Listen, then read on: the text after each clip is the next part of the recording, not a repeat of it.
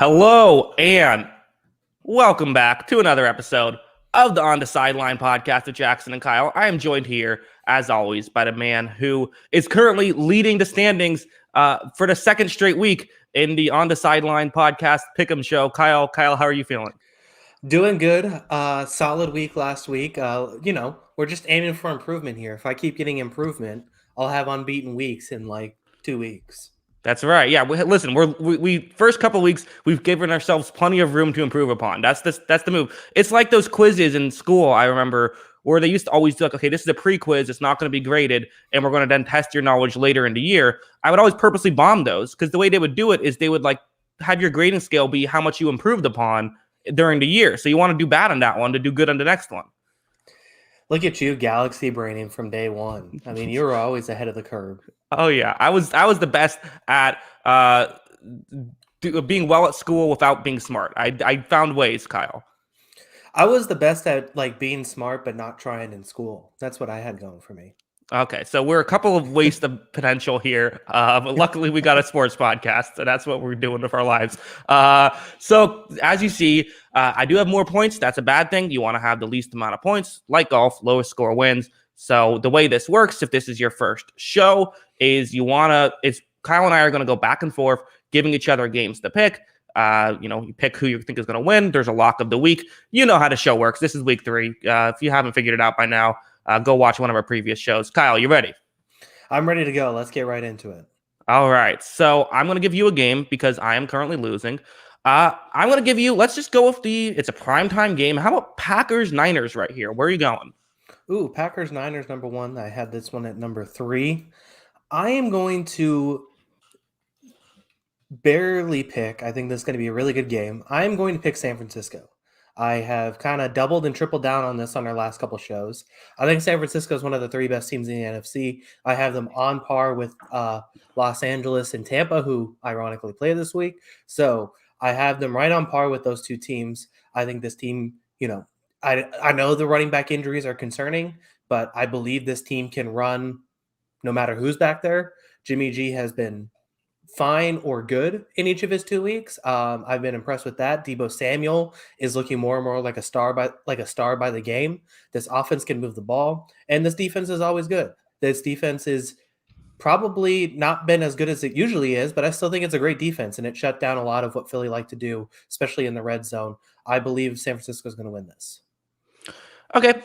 So I gave you this one. It's not the closest line. I think the Packers are going to win. So I'm kind of trying to bait you. And I figured you'd pick San Francisco, and that's why I wanted to give it to you because I don't know. I like the Green Bay Packers. I thought that they did a very good job on Monday Night Football, which I just realized we forgot to break down. So maybe we'll do that after this game. Is break down the Monday night game and then get back to the pick'ems. And I feel like San Francisco, I don't know, have they left a little bit to be desired so far? I feel like the Philadelphia game, it's one that, I feel like if Philadelphia didn't outplay, it felt like an even matchup.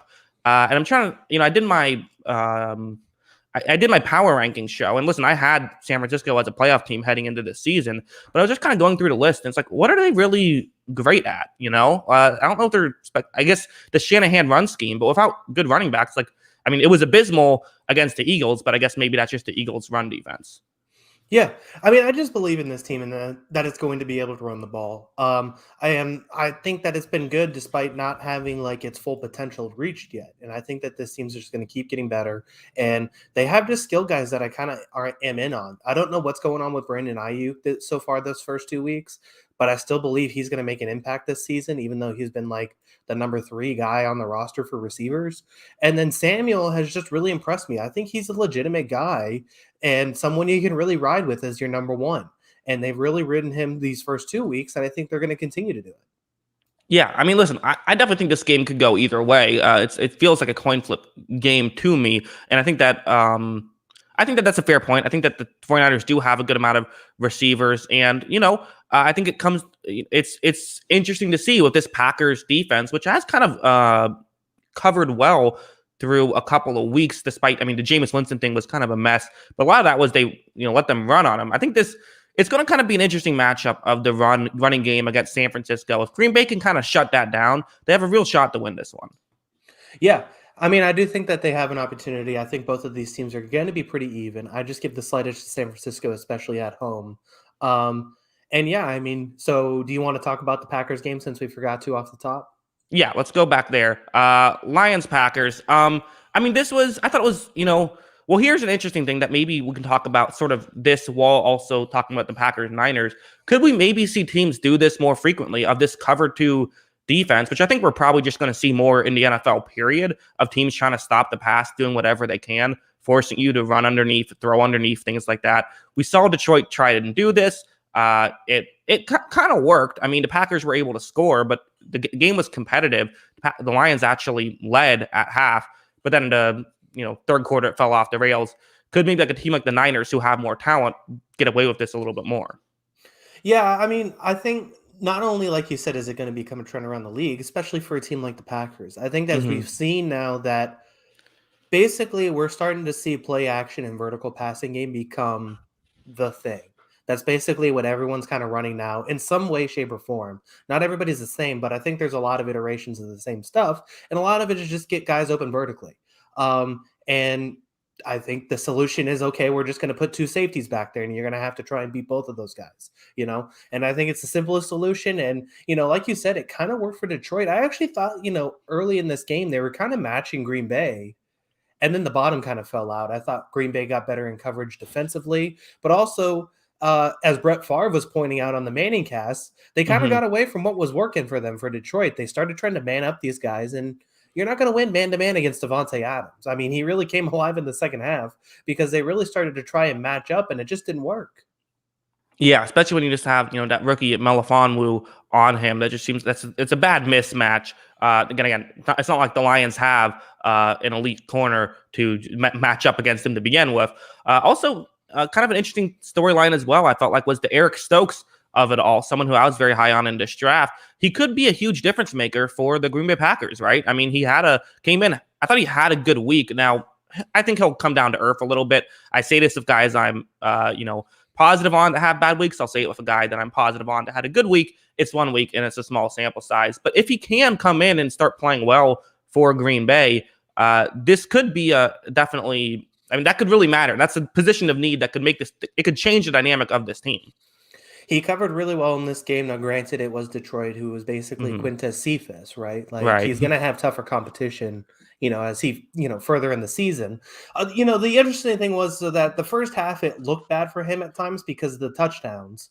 And it was weird because it was like miscommunications on them. Like, I think the first touchdown, they wanted to switch but didn't switch. And then the second touchdown, they did switch but were just too slow on it, or something like that. But it just kind of led to some miscommunication that I think both of the touchdowns were on his side, but not necessarily his fault. And then the coverage just got a lot better as the game progressed. And he was very impressive in this game. I agree. His speed is obviously prevalent, especially on a lot of those deep balls. We'll see if he can continue it going forward, because like I said, he's going to go against a lot better players. Yeah, again, this should be an interesting test for the entire Packers defense, which still has left some to be in, it's lacked a big game. And also, for the Lions, hey, you're being competitive. Jared Goff, not a horrible quarterback. I think that, he's played like that tier 3 quarterback that we kind of said going in. Not a star, but he has value. I mean, when you watch this team, it doesn't look like one of the worst 3 teams in football, right? Like, it feels not marginally, not way above, but it feels above the Jets, Falcons, and Jaguars tier, right? That's probably fair. Yeah, I think so. They feel like, the term I like to use, like, they're competitive losers. Like, they don't win, but like they at least make things interesting. Let's move on. Okay, so we have another game. Now time for you to give me a game. Where are you going with this? I am going to go with I'll give you this game because I don't want to pick it. Once again, I'm giving you my team. I'm going Saints at Patriots here. Yes, that was my number 2 game, so I understand this. Yeah, this is a tough one. And I think what's tough is what kind of Saints team is this, and also kind of what Patriots team this is. These are two teams that have turnovers at the quarterback position. It's actually kind of a fun, interesting scenario of two teams, post their incredible Super Bowl winning Hall of Fame quarterback with Brady and Breeze. Usually the headline of this matchup is Brady versus Breeze. Now it's Jameis versus Mac Jones. It's kind of interesting to see how these two teams kind of, went different ways with it. I think I'm going to Saints here. Like, one thing that we probably didn't talk enough about on Sunday was just how many New Orleans players didn't play in that Carolina Panthers game. I mean, that was, the Browns lost to the Jets last year in large part because they had so many players out. The Saints kind of were in a similar situation. And I'm not saying they would have beaten the Panthers, but it probably would have been closer had they had those. I mean, it was a weird situation. So I do think I like the Saints in this one, but I could see it going either way. I think it's going to be close. I think the Patriots are going to be able to get turnovers, or they should have opportunities to get turnovers. Yeah, I mean, yeah, you could have said Jameis Winston is on the other team. So we should get turnovers, and that's how we're going to win the game, is create some short fields for our offense, because, I mean, our offense just isn't explosive enough right now. I'm a little concerned about Kamara. I mean, I should be anybody who plays Kamara should be concerned, but I think like running backs who can get to the edge specifically and also work in the passing game, I think it's tough because our linebackers and our base set is basically Hightower and Juwan Bentley, and their sideline to sideline speed is not great. So I think that's something I'm a little concerned about, is how they approach that. But we've seen Belichick do this time and time again. He's going to scheme a way to try and minimize your best option as best he can, or take it away completely. So whether that means Kyle Duggar is going to play in kind of a, cover the running back role or do different things like that, he's going to come in and play a lot more. That's a possibility because he's a bigger safety and can probably pull that off. Adrian Phillips is another guy who comes down in that Pat Jones sort of role, can also do something similar, because I don't think Bentley and Hightower are going to be able to match that very well. So I'm interested to see how they handle that, and I'm interested to see if they can get turnovers. And then the other side of the ball, they just got to, they got to take a couple chances. I know this is going to be a tough secondary to throw on, but we got to find a way to stretch some defense. I think it comes down to that. And, we'll see how it goes. I think that they can win, but I think it's going to be really close, and the Saints have a lot of things that can expose some of our weaknesses.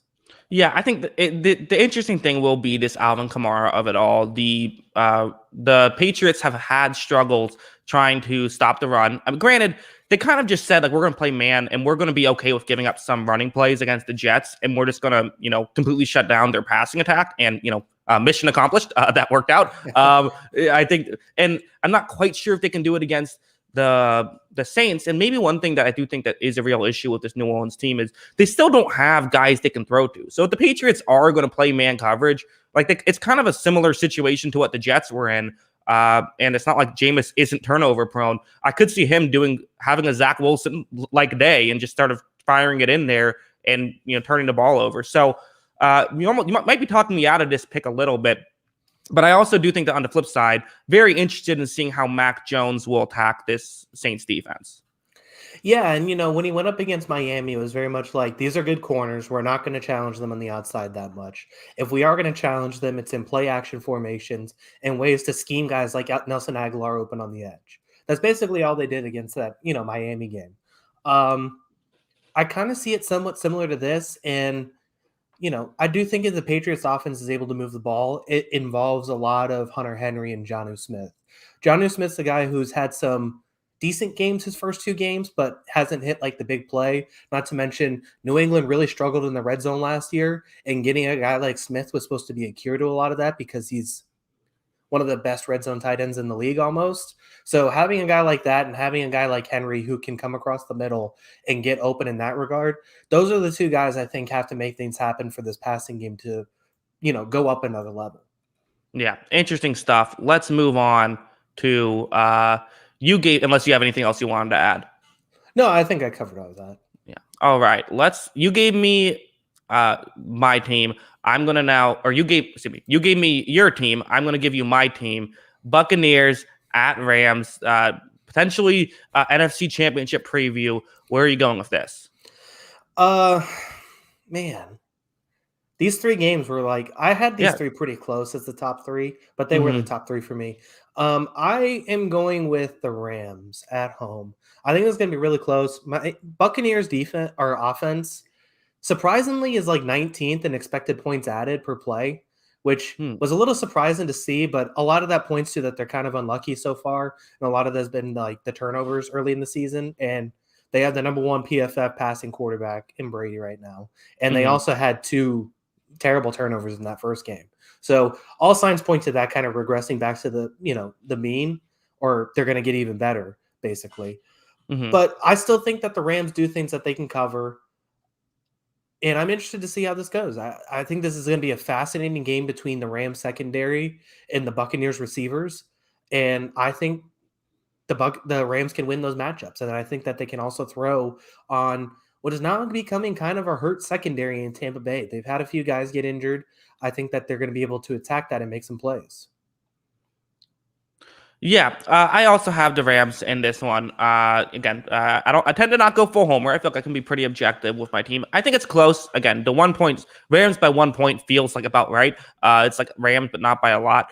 I think one interesting thing is that basically the way that the Rams run this defense is to kind of force the Buccaneers to have to run the ball a lot, which isn't what they want to do. They want to throw the ball downfield. They will run it, especially on first down, but they would rather, throw the ball downfield. You're kind of it's a good matchup there for the Rams. And then, on the flip side, I also kind of worry a little bit about how this defense will be able to stop the Rams offense a little, although it could be okay. The Buccaneers will sometimes do this, just play man on guys and just trust that, like, okay, you're not going to run on Vita Vea. Vita Vea was not playing in that first matchup last year. So that could be a big difference. And maybe this will be a lower scoring game than people realize. Yeah, I mean, I could definitely see that. I think the one difference is that basically what I've seen with this Rams offense now is that it doesn't really matter if they can't run the ball anymore. Like Hmm. just with the guys they have on the outside, with the way Stafford's playing right now, I think that even if Vega could dominate this game, but the Rams still find a way to get 24, and that's enough to win this one because they're able to throw the ball basically any down they want.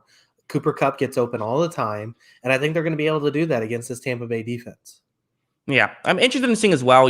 We've seen this Buccaneers team kind of, last year in the playoff run, they learned from their mistakes, right? They made mistakes in the regular season against, really, I think the Saints, the Chiefs, and even the Packers to some degree, and they learned from those mistakes and were able to do better in the playoff games against those three teams. Maybe they've done that as well. Any final thoughts on this one?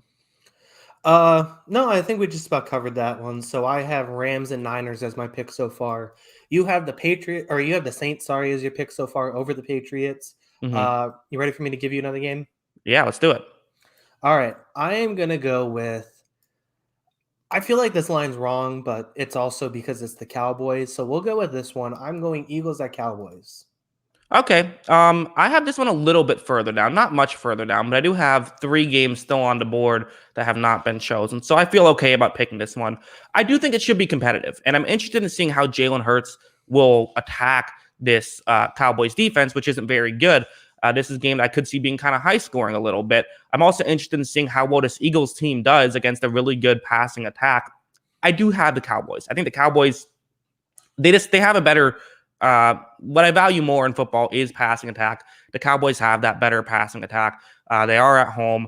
I think it should be an interesting game. Again, it's rare that NFC East games are exciting this late into the season, week 3. But I do think that I'm looking forward to this one. Also, I'll be right back. I have to close my door. Yeah. Yeah. So, I mean, I'm really interested to see Jalen Hurts in this game. I think he's Pro Football Focus's number 2 rated quarterback right now, which is basically what nobody expected, albeit small sample size, but he's been Hmm. really good this season. Um, yeah. I mean, I think I'm kind of leaning Eagles on this one, but I could see it going either way because I think the Cowboys are going to be able to move the ball. And I think they just announced Brandon Brooks is out right now, right? He's on the IR. I believe so. I believe I've heard. I haven't gotten a full update, but I know he's injured. Yeah, so yeah, I mean, I think that that's going to be an issue. We'll see how it goes, but I do think that the Eagles are still going to be able to move the ball too. I could see this kind of like breaking open and becoming like a high scoring game, or I could see kind of these defensive lines kind of giving each other fits. It'll be interesting to see what happens, but I think I'd lean Eagles right now. Yeah. Okay. Interesting. Eagle. I mean, one thing is, the Mike McCarthy through 2 weeks has done a much better job as we expected. He's doing the simple stuff, but that's more than we can say about him. And certainly in his last year in Green Bay. The first year he did a lot of. For the first game, he did a lot. He abandoned the running game. I think you got to do that again here, right? I mean, you have this Eagles defensive line that's really good. Just don't mess with it. Last game, you ran the ball a lot because that's what the situation entailed with the Brandon Staley defense. Now you don't do that. Now you throw the ball. I think that's what they should do. I completely agree. Yeah, I wouldn't challenge this Eagles defensive line, and especially when the secondary. I mean, it's just the best part of the defense by far. So why would Mhm. you even go at it at that point? And plus, you have the best receiving core in the league, maybe, or at least in the top five. So I mean, yeah, use that to your advantage. They should throw the ball as much as possible in this game. Yeah, should be fun. Two good young quarterbacks. And by the way, I'm willing to say Jalen Hurts is good. I don't know how good, but I think at least tier 3. I'm willing to put him there. Yeah, I mean, I think he's impressed me so far. I think he's a real Hmm. guy. We'll see if it can continue because you know we'll just see if it can continue because it's a small sample size still, but I think he's been really impressive so far. Yeah. All right. I'm going to give you Seahawks versus Vikings here. It's another just a 1 point spread. This is the, tied for the smallest spread, but going fifth here. Where are you going with this one? Mm. I'm gonna go with the Seahawks in this one. Um, I keep picking the Seahawks, even though I picked them the fourth in the West. But the uh, funny thing is that technically they are fourth in the West right now. So right. uh, you know, I don't trust the Vikings right now. I just don't trust this team. Even the offense that looks good, like I can see the Seahawks pass rush still getting after Cousins. Um, I like what the Vikings have done offensively because they're still Thielen, Jefferson, Osborne's a legit guy at wide receiver too as a third guy. Cook has been really good. So there's a lot of things that they should be able to do well. I just don't know if they're able to keep up with the Seahawks here. I think they win this one. Yeah, I have the Seahawks as well. Again, it kind of goes back to I just haven't been very impressed with the Vikings defense up until this point.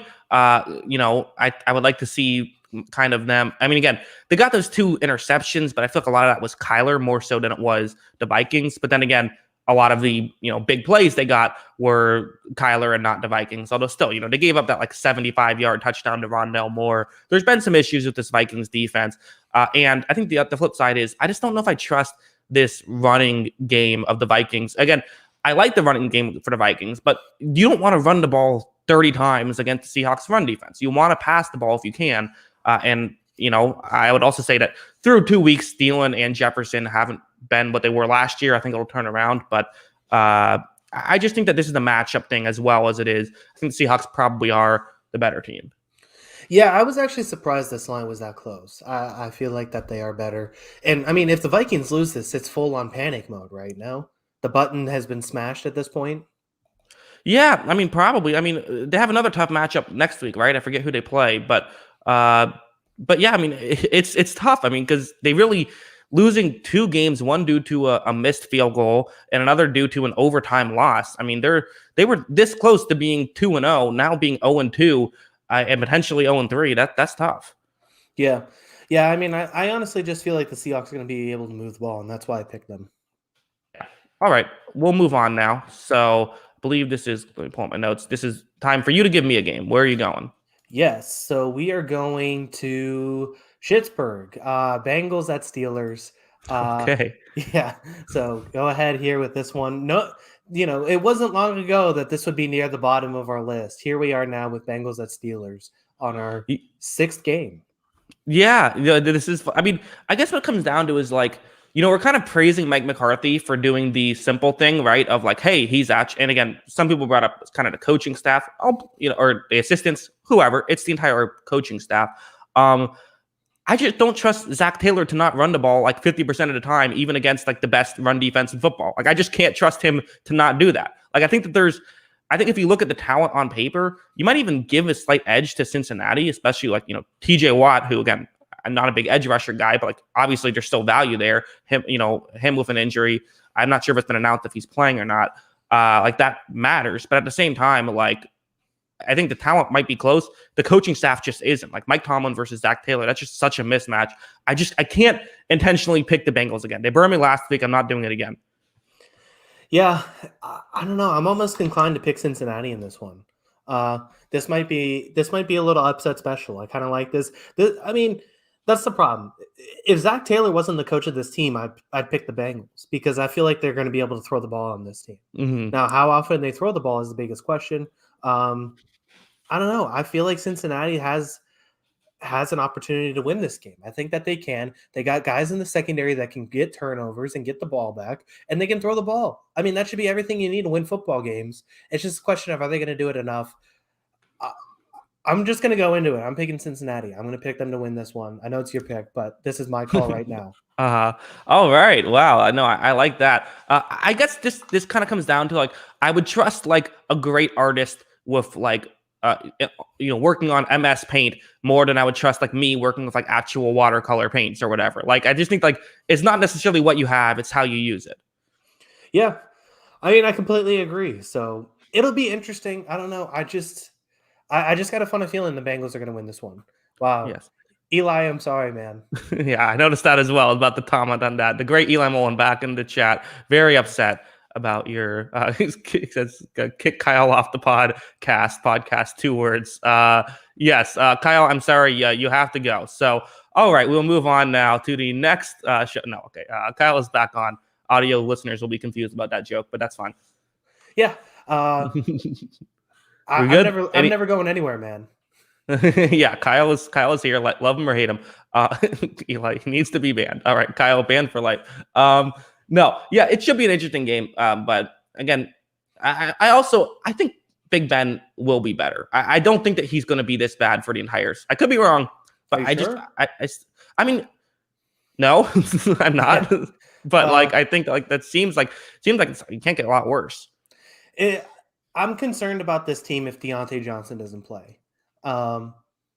I know I talk about him a lot as being really good, but because he is really good and he's been the best receiver for this team by far this year. He, for all the talk about his drops last year, I think I saw a stat. He has the most targets without a drop this season. So things are going well this year for him, and he's been really good. And he's got the most targets each of the first 2 weeks. And if he's not there, I think that's going to be a problem because he is the clear number one guy. So I think that if he's not playing, which, I feel like it's up in the air right now because I haven't heard a whole lot about it, I think that's a problem for Pittsburgh, especially because they already struggle throwing the ball. And if he's not there, I don't know. Yes, TJ Levy says Kyle is in love with Deontay Johnson. Yeah, so he's one of Kyle's guys for sure. Let's move on. So now I give you a game. I'm going to give you the marquee matchup, the one we're all waiting to talk about. The Falcons at the Giants, the battle of the Titans here, potential Super Bowl preview, even though they're both in the same conference. Kyle, where are you going with this exciting one? I'm going with the Giants. They can't lose this game, right? Like what we've seen in Atlanta, they can't lose this. I mean, they very well could. That's the problem. They shouldn't lose this game. They should be able to move the ball. Daniel Jones has actually been pretty good this season. Besides the fumble that cost them week 1, he's been pretty good this season. So I think that they're going to be able to move the ball. And, with Matt Ryan, it's going to be with him and Daniel Jones, it's going to be like they're going to battle for who has the worst time turnover to lose this game. And right now I might pick Matt Ryan to have the worst time turnover over Daniel Jones. So wow, I'm taking the Giants.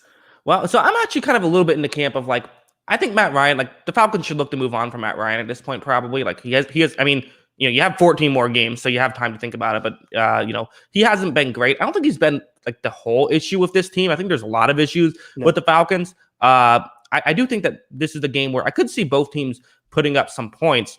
But again, at least the Giants like secondary has played solid. The Falcons just have nothing going on defense. So I agree. I think that this, and also, we kind of both have talked about like, should the Giants just start running this RPO offense? Like I rewatched that game. It's like what I kind of have. Like they ran like I think it was like 5 design runs with Daniel Jones. Like they haven't gone full Lamar Jackson, but like that's becoming a legit part of their offense is the design runs with Daniel Jones. I think that changes their approach. I think that makes things easier on Daniel Jones. We could maybe actually see a sneaky good season from Jones if he makes that a part of his game. And it's his best attribute, his ability to run. He's been really good at it this season. Yeah, I mean, the Falcons don't have anything going defensively. Offensively, they have some guys. I've really liked how they use Cordarrelle Patterson this year. That's been a really fun wrinkle to their offense. But I think that they need more Calvin Ridley. I think they should throw to Calvin Ridley more. I think they need to design more plays for Calvin Ridley. I know he kind of bounced back and had a better game in week 2. I just think that they should be going to him as often as they can because he's by far their best option. But there's some things I like about this offense. It's just I don't know if the defense is ever going to hold its head. Yeah, I think that's probably fair. We don't want to spend too much longer on this. Why don't you give me a game? All right. Wow, it really is kind of crap after this. Yeah, it's crazy how like there's this definitive like 7 games that are just like really entertaining. Like you could argue either one, and then just like everyone else has like a clear like that's the favorite. Yeah, I'll give you this one because this is definitely the best dog right now, even though I think they're very good. So I think this is a dog that's a playoff team potentially. Chargers at Chiefs, divisional matchup. This is going to be a fun game. Who are you picking? Yeah, it should be an interesting game. This is the thumbnail game, so it's got that going for it. I'm sure everyone will be pumped up at this in the crowd saying, "Did you know this was the game they used on the thumbnail for the On the Sideline podcast?" Obviously, I have the Chiefs, so this is Chargers Chiefs. Chiefs are minus 6.5. I think that the line definitely does feel a little bit. I'd probably go to Chargers with 6.5 points. I wonder if the Chiefs are going to wake up a little bit after kind of blowing that game against Baltimore. I think there's a real chance the Chargers win this, and I don't think it's that crazy. I mean, the Chargers, like we said, the Brandon Staley defense, they like to keep things in front. They're going to do basically what Baltimore did, except this is the defense designed to do that. So the Chiefs are going to have to kind of methodically move down the field to make stuff happen. And I do think that this Chiefs defense has kind of left a lot to be desired. I don't think it's crazy at all that the Chargers find a way to win this one. I think that this is, there's the blueprint is there. I guess just the flip side is you can try and slow Mahomes down, but can you stop him? Like, again, I've only seen him get stopped once in his entire football career. Yeah, and even last week, it was like, I don't know. I don't know what happened in that fourth quarter. I mean, the Ravens just started making some plays, but early in the game, the Chiefs were still making things happen, even though the Baltimore did change their defense. This is kind of the angry bounce back game. I don't see Mahomes losing 2 in a row because that's just not what great quarterbacks do. So I do see them winning this game. But yeah, I mean, the Chargers are perfectly capable of winning this. Like you said, the secondary is really good. The running game with Austin Eckler is very good. They can throw the ball. Mike Williams has been really good this season so far. Keenan Allen's been really good, obviously, because he's Keenan Allen. So they have the pieces to win this game. Let me ask you something, because I don't know if you've looked back at this game since. How do you like Chris Jones at defensive end?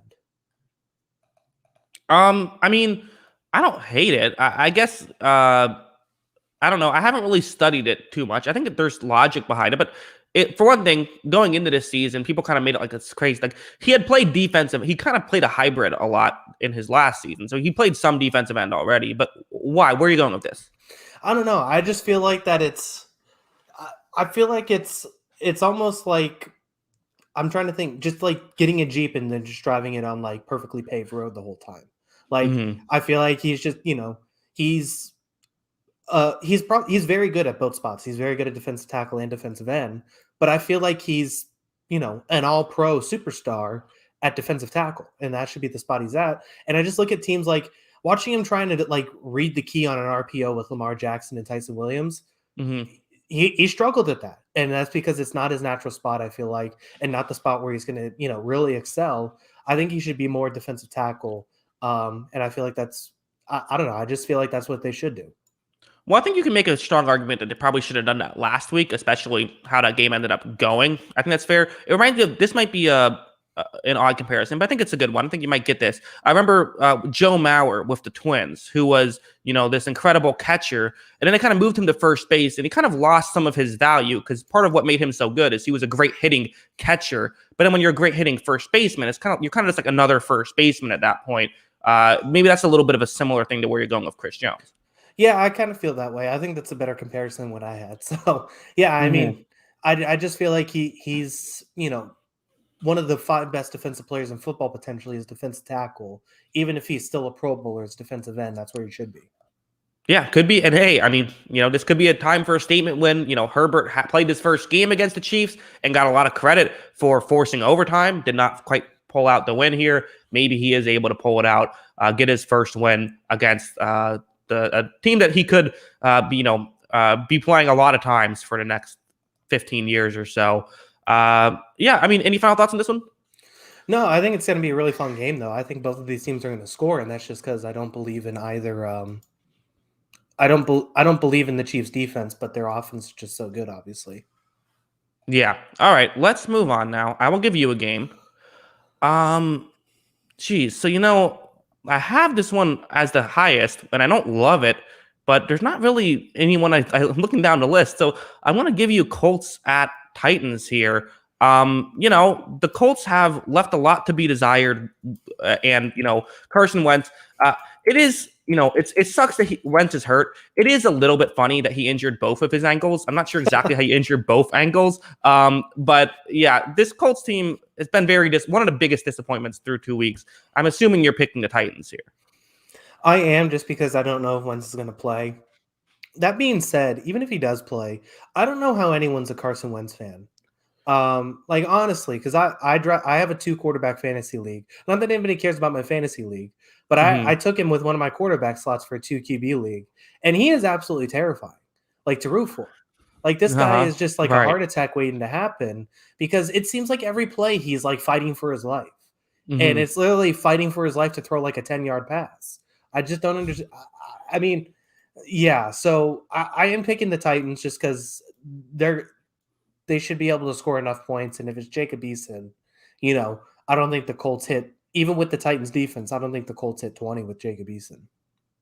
Yeah, this does feel like I thought this could have even been a lock of the week candidate for you here. I do think that, again, I guess the one flip side is just that the Titans defense isn't good. That's where you have the flip side is yeah, none of this should work for the Colts. And especially with the way this Titans offense really came alive late in that Seattle Seahawks game. Derrick Henry kind of just took over. But, the way you attack the Colts is kind of with throwing the ball. Their coverage unit has left a lot to be desired through 2 weeks. And maybe the way that the Colts win this one is they kind of just say, we're going to stop Derrick Henry. And we've seen Tannehill have struggles when Derrick Henry, you can't get this running game going. And a big part of that, I think, is hey, when you have a lot of 3rd down and 5s, most quarterbacks are going to have struggles. But I think that this could be an interesting situation. And that's maybe the way that you win if you're the Colts. Yeah. I mean, they're still perfectly capable of winning this game. I just think it's going to be really hard with a rookie quarterback trying to match this Tennessee offense, even though your defense still has the potential to be awesome. And like you said, the coverage unit has struggled. But, I just don't know if they're going to be able to match with a rookie quarterback it's not like it's the best rookie quarterback, too. Well, in fairness, Jacob Eason is a second-year quarterback. I honestly forgot his first year, so it might as well. Well, he didn't play, but he is technically on the books as a second-year quarterback. He might have played at some point. I don't believe he did. All right. Well, let's move on now. Why don't you give me a game? I think we're both looking at the same lock here. Darn it. Mm-hmm. I'm gonna give it to you though, because it's next on my list, and I want to stick to the list. Dolphins at Raiders. You're locking this up, aren't you? I'm locking this up. Yeah. I feel good about this lock. Raiders -4. Granted, this is the exact kind of game that the Raiders lose right when they have all these expectations. They just completely blow it. That just is right in the Raiders playbook. And I say this as someone who likes the Raiders. Trust me, I know.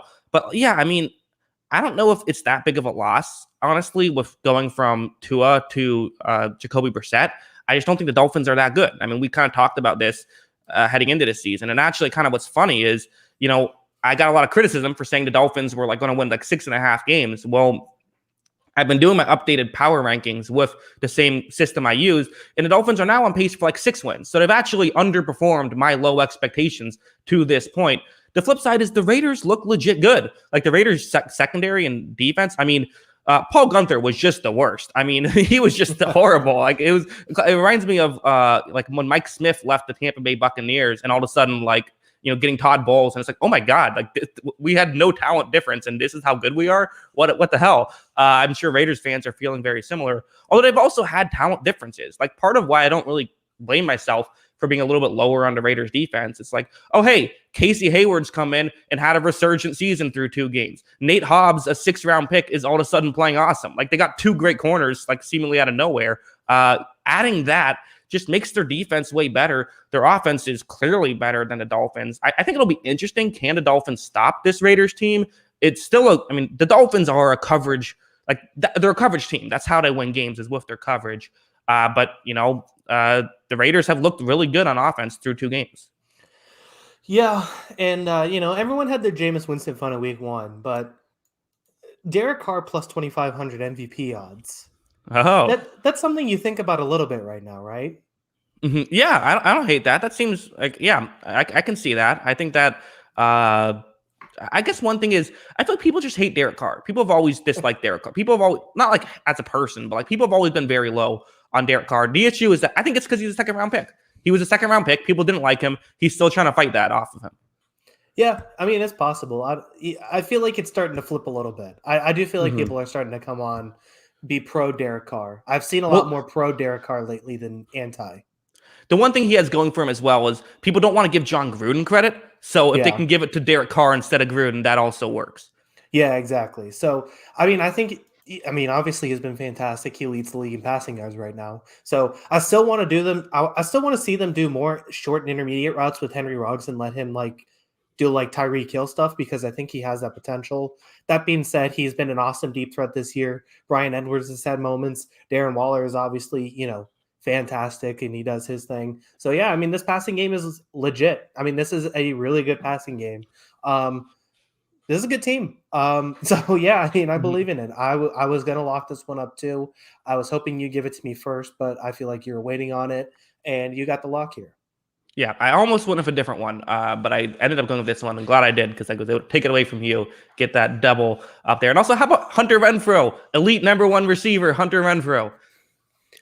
Yeah, everybody in this offense has been really good, right? Except for maybe Alex Leatherwood, but like a lot of the offensive line. Everyone except for Colton Miller on the offensive line, basically. Yeah, that's fair. But it goes back to what you were talking about, though. Would you rather have really good receivers or a really good offensive line? They have good receivers and pass catchers right now that are really helping them out. Exactly. And Zachary Stewart in the super chat, we appreciate that, says the fish did make Josh Allen look bad at times. That is true. Like the fish, as you call them, the Dolphins, they do have, are Dolphins fish or mammals? I think they're mammals, aren't they? They might be mammals. So the mammals did do a good job at times. They cover well. They just don't have good coaching. So that's kind of the one X factor. And just that Miami Dolphins turnover magic. It's a real thing. Like if they get a couple turnovers, these fluke turnovers, maybe that's how they can at least cover the 4-point spread. So that's kind of my one issue. But other than that, any final thoughts on that one? No, I think we covered it. Raiders, it's going to be interesting to see the matchup with the secondary. That is the matchup of this game, though, honestly, is how the secondary matches up against the receivers, because that is the strength of both teams, or how the passing game of the Raiders matches up with the secondary. That is the strength of both teams. That being said, with the way the Raiders defense is played, they shouldn't really have an issue with Miami's offense. Yeah, the chat is having a lot of fun with the mammal stuff. Let's go on now. So I give you a game now because you gave me the lock of the week. I'll give you the Thursday night game. I'll give you Panthers at Texans. This might have been a sneaky fun game had Tyrod Taylor been in there, but with Davis Mills, I'm not so sure about this one. Yeah, I'm going Panthers. I think they're a way better team. And also, I'm not trusting Davis Mills. I'm not trusting rookie quarterbacks in their first start. So you can take that with what you will. If I get the Bears later, that's just kind of how it is. So I'm taking the Panthers here. I feel really good about their defense. I'm probably going to have to eat crow on this take because this team actually looks pretty good. I really trust this defense. And the side of the ball I have a little less trust in has Christian McCaffrey, DJ Moore, and Robbie Anderson. So, I mean, they're There are reasons why I think I can have questions about the Panthers offense. Mainly, can Sam Darnold keep this up? Which, once again, just because Darnold outplayed Zach Wilson when he's on the Panthers versus the Jets does not Hmm. mean Darnold's all of a sudden rectified. He's been okay. Hmm. He's not setting the world on fire. Let's calm down. So yeah, I mean, I think the Panthers are a better team and they should win this. I don't know if they'll win by 8, but they're going to win this game. Yeah. So first off, unrelated, but I like this. New Master 60 Mime says, you guys have to call them the mammals for the rest of the year, referring to the Lions. I'm in favor of this. I think I'm let's go mammals all the way. So we got the mammals and the balls. Wait till the balls play the mammals one day. Yeah, the mammal balls. Yeah. So sorry. Back to the Sam Darnold thing. So the Sam Darnold thing, like as you said, I heard this and it's a really good point. It's like, okay, if Sam Darnold ends up being like this tier 3 quarterback, it's like they haven't really won. Like they traded for Teddy Bridgewater and then like traded Teddy Bridgewater. Like they haven't really moved the needle too much with this. Like people keep coming at me like, oh, look how well it's going with Sam Darnold. It's like, I don't really know if this is like really improved that much. And at this point, if he plays this way for 17 games, I'm not like I definitely changed my opinion on Darnold, but I don't know if I still like I'm all of a sudden like, oh, I guess it was a great move. Yeah. No, I agree. I mean, we both had our Sam Darnold takes. That being said, he has Christian McCaffrey, which really helps you look a lot better. So Mm-hmm. I mean that helps because he's their best receiver and their best running back, and DJ Moore is not a bad number 2. Right, exactly. And again, and you have the Joe Brady of it all as well. So you're getting guys open. But again, I kind of want to see how they do against a good defense, which, Texans elite defense. We'll get to see that Thursday Night Football. All right, let's move on. You give me a game here. I will give you I'll give you this one. I don't get this line. Bills at balls. Or balls at Bills. It's close. Yes. It's very close. Yeah. It's funny. Balls Bills. That's a very similar. So I actually kind of do get this line a little bit. I mean, I think the Balls through 2 weeks have maybe been them or the Colts have probably been the most disappointing team through 2 weeks. Maybe Minnesota as well, but Minnesota's at least being competitive. Although the Balls do have a win, which is kind of weird, but they barely eked out against the Giants team that I don't think is that good. The Bills, they have had kind of a weird couple of weeks. And Pro Football Focus like hates everything about the Bills. I don't know what that's all about. But like they have Josh Allen as like a tier 5 quarterback. They have him as a tier 5 receiving unit, tier 5 offensive line. I was like, whoa, okay, that's a shock there. But I do think they're much better than that. I think that the Washington defense has kind of been disappointing through a couple of weeks. I think Josh Allen probably does very well in this one. And again, I just don't know how the Bills defense also looked promising. So I like the Buffalo Bills in this matchup. I don't know if I like them to cover 9 points, so I guess you are kind of right about that. But I definitely think that this is one of the. I feel comfortable picking Buffalo here. Looking forward to seeing how Heineke does against maybe a bit of a tougher matchup as the Giants defense kind of has left a bit to be desired 2 weeks in. Yeah, I mean, I think the Bills' passing game has looked a little sloppy. I mean, it's looked sloppy compared to what it was last year. That's definitely for sure. That being said, I do think it gets better. It's a small sample size right now. They're going to get better. And I do think that's the thing that's promising is this defense looks like a Sean McDermott defense again, where I thought it struggled at a lot of times last year. I think they're kind of back. They feasted on Miami's offensive line, which, isn't saying much, but they still feasted. So I think that they should have some success in this game. I think they should win, obviously, because they're, heavy favorites at home. I just think the Balls are better than a 9-point dog. That's all. Yeah, I think that's totally fair. For Washington, I guess. So what's the hope? I mean, I guess the hope is that you start to see this defense kind of come together a little bit. Like I think maybe they did add some guys, and with this sort of Ron Rivera zone defense, which I'm becoming less of a fan of just the defense in general, like the style of defense, not Washington specifically. That could end up being maybe sort of a factor. Is you could potentially sort of maybe see them start to come together. This is a defense that requires a lot of communication, so maybe that's the hope for Washington, but it seems like it's hard to find a pathway for Washington to win this one. Yeah, I mean, I know Heineke played really well, but still, it's like, we'll see how that continues. I think that's going to be a tough game for them. And yeah, I mean, so the thing was interesting with this Washington defense, and I heard it literally like just before the season, Like, if you look at the teams they played at the end of the year, like, they played, I think they played Burrow the game he got hurt. They played Dallas with Andy Dalton, I think. And then it was like the string of quarterbacks they played Nick Mullins, they played Jalen Hurts in one of his first starts. And yeah, I mean, so the caliber of quarterback they played last year when their defense started to look really good was really bad.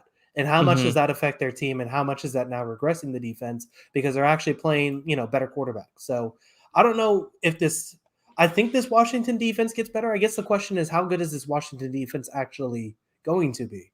Because they feasted on bad quarterbacks. Can they win against good quarterbacks? Yeah, I think that's an interesting thing, and also maybe listen, Ron Rivera is very smart, right? So he can figure some stuff out as well. I do think that he's someone who probably won't be married to this stuff. Also, Low Bello in the chat, Jackson, the Buccaneers will beat the Rams. Oh, spoilers! Spoiler alert in the chat. Which I guess we don't have to watch the game now. Yeah. All right. That clears up my Sunday. Yeah. All right. Well, yeah. I guess I'll post the video now. I suppose that's actually how I post the videos so quickly. Is I read the spoilers and am able to do that. Wow. Mm-hmm. That's pretty Yeah. impressive. Right. Exactly. All right. Well, listen. Not all my jokes are gonna be winners. All right. Here. We'll move on. I'm gonna give you Cardinals at Jaguars. Is this the game that we see a Trevor Lawrence breakout? The defense for Arizona didn't have its best week, although 7 of those points were from a pick 6 from Kyler. Trevor Lawrence, can he drag this team kicking and screaming, or can he at least avoid being the worst rated quarterback so far through 2 weeks? No, he cannot. I'm locking this game up, or at least I hope not, because I'm locking up Cardinals -7. I think that they win this game. I think they're a lot better. I think Kyler's going to feast on this defense, even more than he's feasted on decent defenses to start the year. So he's going to dominate this defense, and I think he's going to go for a lot of yards. I think he's going to score a lot, and I don't think Jacksonville has a chance. So Cardinals.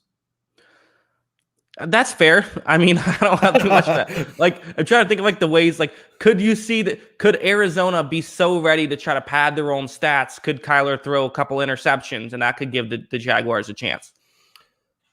Yeah, I mean, no, it's not going to give him a chance, but it's going to make it a little closer. I mean, here's the thing. I think this Cardinals defense after week 1, everyone hyped it up as like legit. I think the defensive line's good, but I still think you're going to be able to throw on this team somewhat. So maybe, Lawrence has a pretty good game in this one.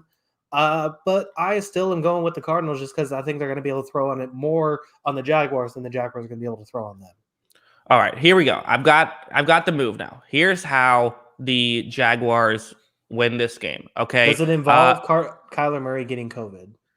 It does not. No, there's no COVID involved. This is so the Jacksonville Jaguars currently have, I believe it's Pro Football Focus is like 3rd best running back room in terms of rushing. Now, they've ran the ball like 20 times. So that's the reason. It's a very small sample size.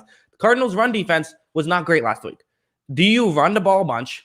You then play cover 2. You force Kyler to throw underneath a lot. Limit possessions. Make it an 8-possession game. You run out the clock, basically, and hope that Trevor Lawrence makes a couple of good throws, Kyler makes a couple of mistakes, and just hope that you get lucky. Is Jacksonville going to play that way, though? I don't know, but I'm pretty sure most teams listen to this podcast and then make their game plan Thursday. So I think that they probably will play that way now. Yeah.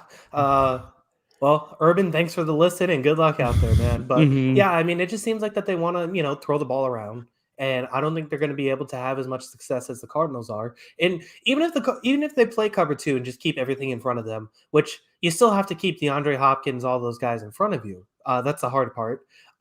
Even if you keep the stuff in front of you, from what I've seen, Chase Edmonds and Rondale Moore can catch a ball 5 yards downfield and still go for 80 yards on this defense. They're both game breakers, and I think that they're good enough to attack this defense in the passing game. So, yeah, the Jacksonville can come out with the perfect game plan and still lose by 20 in my book. Sure, I get all that, but couldn't you see a scenario where the Jaguar, and again, I'm kind of talking myself into this a little bit, couldn't you see Kyler kind of just at a certain point get a little frustrated if things aren't working perfectly and just do a YOLO ball that goes the wrong way? Well, as I said, he's the modern day Brett Favre. He's certainly Mhm. capable of throwing the ill-timed pick that makes you go, "What was he thinking?" But at the same time, I'm still taking even the bad throws with Kyler with every good throw he's going to have in this game. Yeah, I mean, listen, it's smart money to bet on the Cardinals. And again, if this is, I'm just saying, like, if Bill Belichick is coaching the Jaguars, I think maybe there's a better chance here. And I'm interested in seeing what Urban Meyer does. Like, listen, if the Jaguars lose by 20, but they have the right game plan and like Trevor Lawrence looks okay, like doesn't throw an interception, I feel a lot better about the Jaguars. Like, I think there's a way that I could feel good about the Jaguars losing by like, 14 plus. Yeah, someone's yelling my name here. Jeremiah, what's up, man? So anyway, Kyle.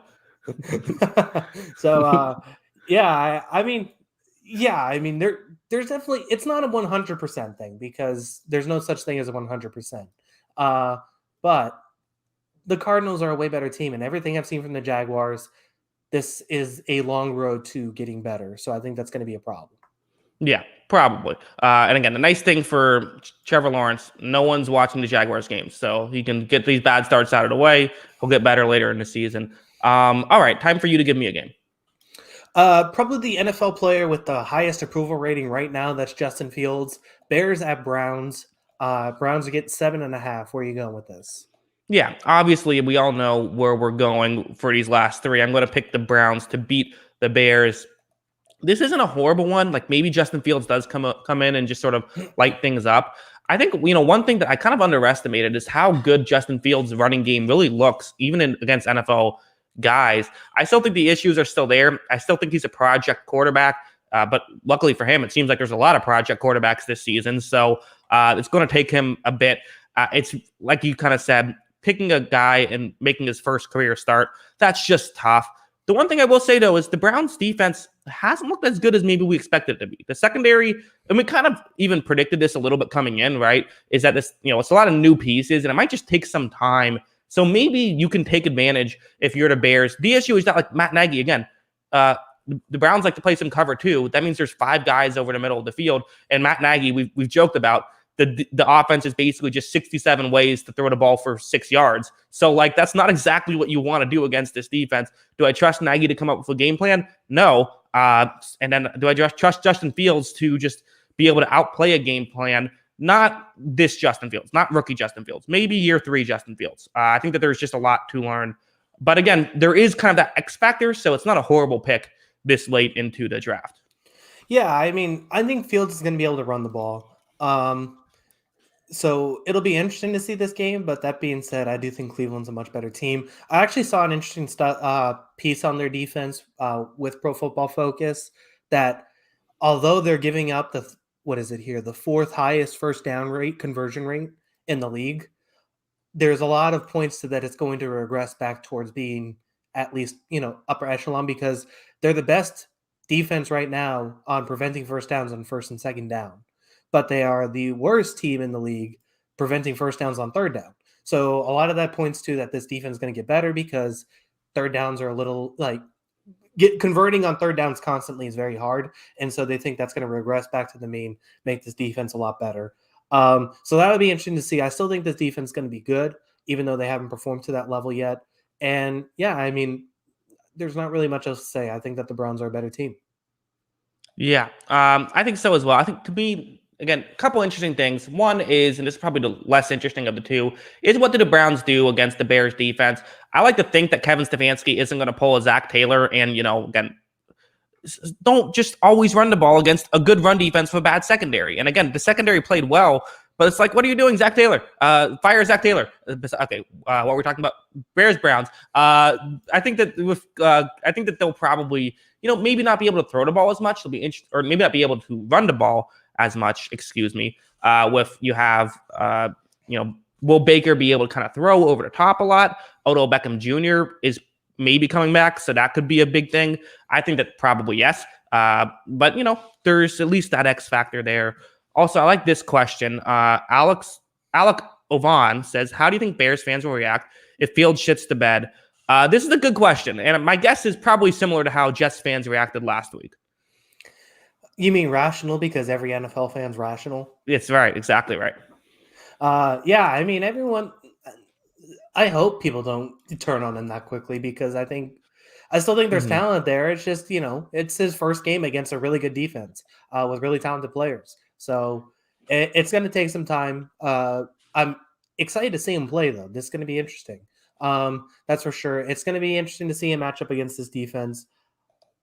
I don't know. What is your expect? Like, if he has, say, 200 yards passing, 70 yards rushing, and then maybe like a touchdown and maybe a turnover or two, is that a good game for Fields?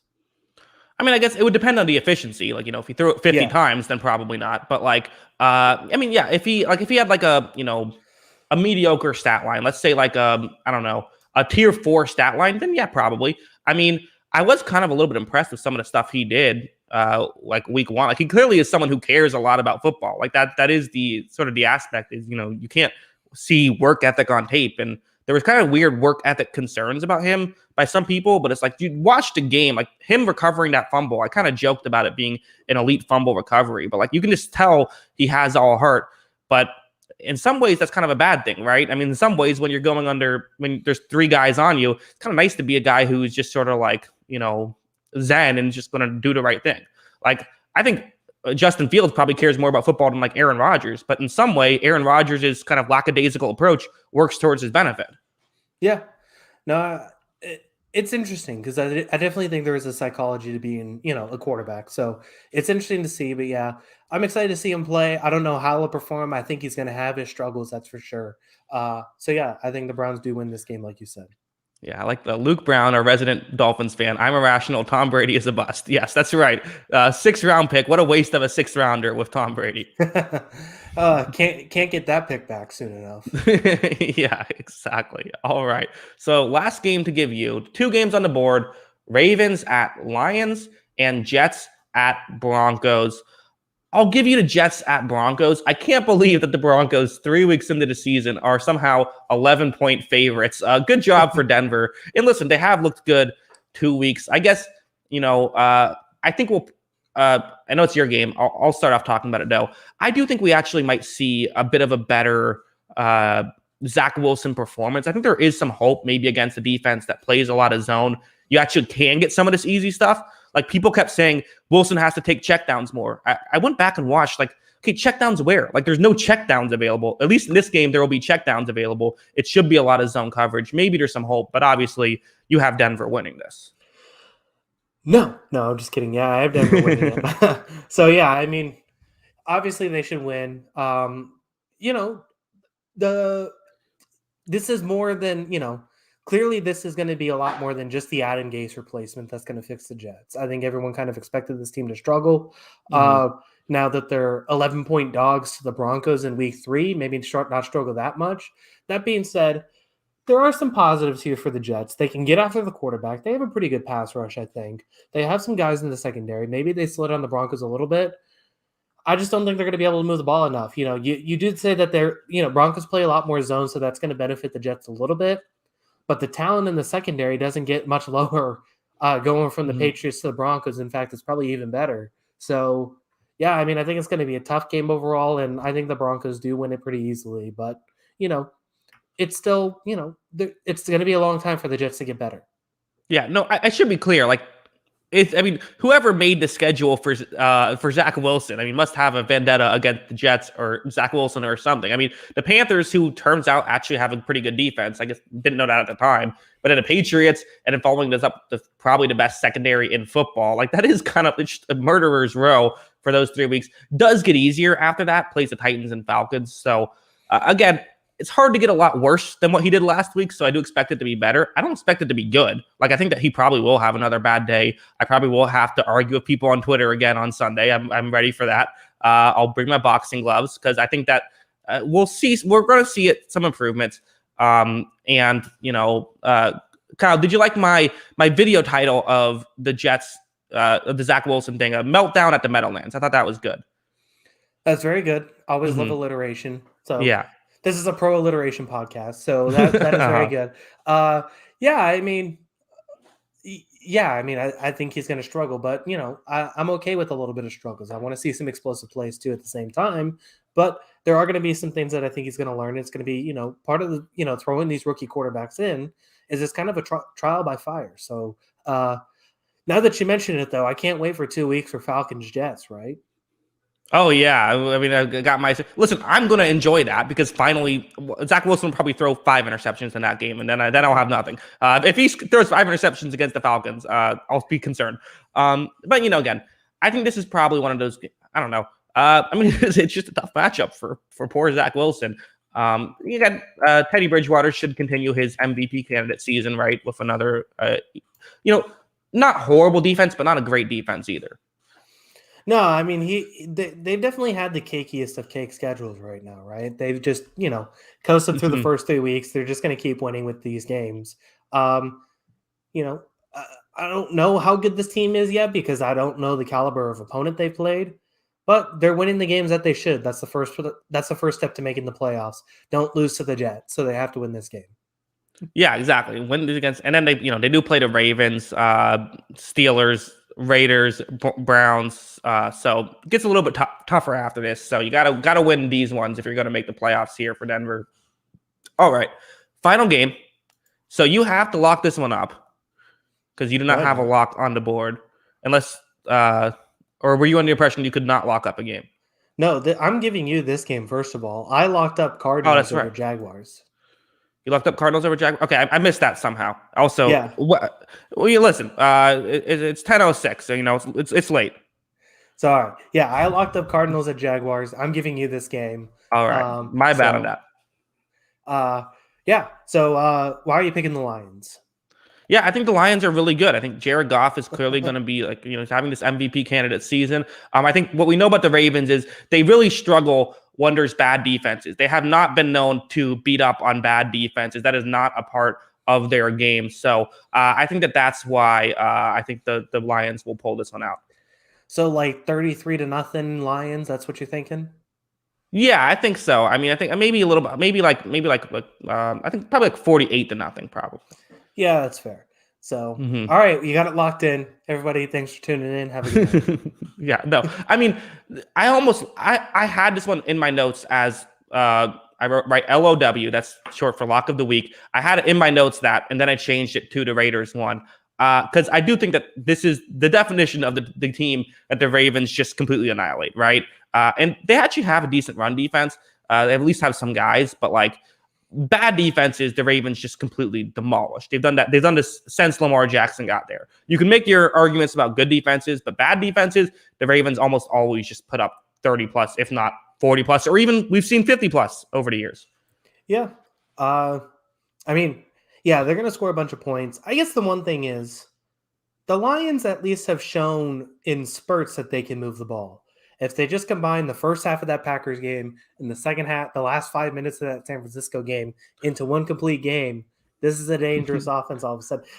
I think we kind of underrated the talent a little bit of this team. No, not much, but we did because I think Hawkinson and Swift are legit studs.